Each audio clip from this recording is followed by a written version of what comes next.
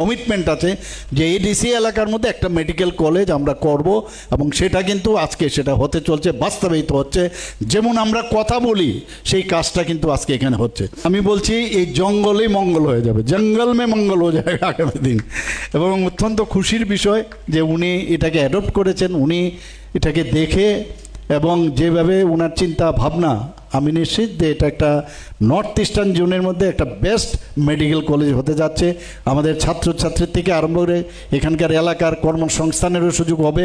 আমাদের ত্রিপুরাতে আপনারা দেখুন মাত্র 7 মাসের মধ্যে একটা ডেন্টাল কলেজ, যেখানে আমাদের সময় একটা সিট ছিল বিডিএসের, এমবিবিএসের সিট ছিল কটা, 10টা থেকে 12টা 13টা, আর আজকে এখানে 500 সিট হয়ে গেছে, আরও 50টা বাড়বে এর মধ্যে। আর এখন এই মেডিকেল কলেজ হচ্ছে, আরও মেডিকেল কলেজের জন্য জুলাইবাড়িতেও যে লেবার ডিপার্টমেন্ট থেকে ওনারাও চাইছে যে এখানে মেডিকেল কলেজ খোলার জন্য।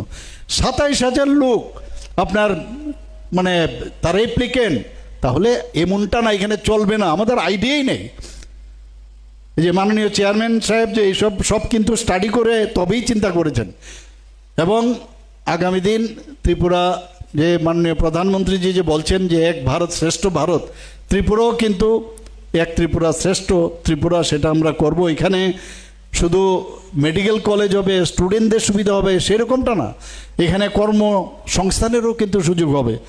এখানে ডাইরেক্ট ওর ইনডাইরেক্টলি প্রায় 5,000-এর মতো কর্মসংস্থানের সুযোগ এখানে হবেন। ভাবুন তো আপনারা, তো এই যে বিষয় সেগুলো আপনারা নিশ্চয়ই আপনারা মাথায় রাখবেন এবং এটাকে সামনে রেখে এখানে আরও যেসব অর্থনৈতিক যে সংস্থাগুলো সেগুলোও কিন্তু এখানে আসবে। আমি এসপি ঘোষ মেমোরিয়াল মেডিকেল কলেজের এই মহতী যাত্রার সর্বাঙ্গীন সাফল্য কামনা করছি এবং আপনাদের সাথে আমরা আছি, এই গভর্নমেন্ট আপনাদের সাথে আছে। আমাদের সরকার আপনারা দেখুন যে এতগুলো কাজ করছে। আমি এটাই আজকে ট্রেনে আসতে আসতে আমি বলছিলাম আমাদের সেক্রেটারি মহোদয়কে, ভাবুন তো আজকে কোথায় ছিল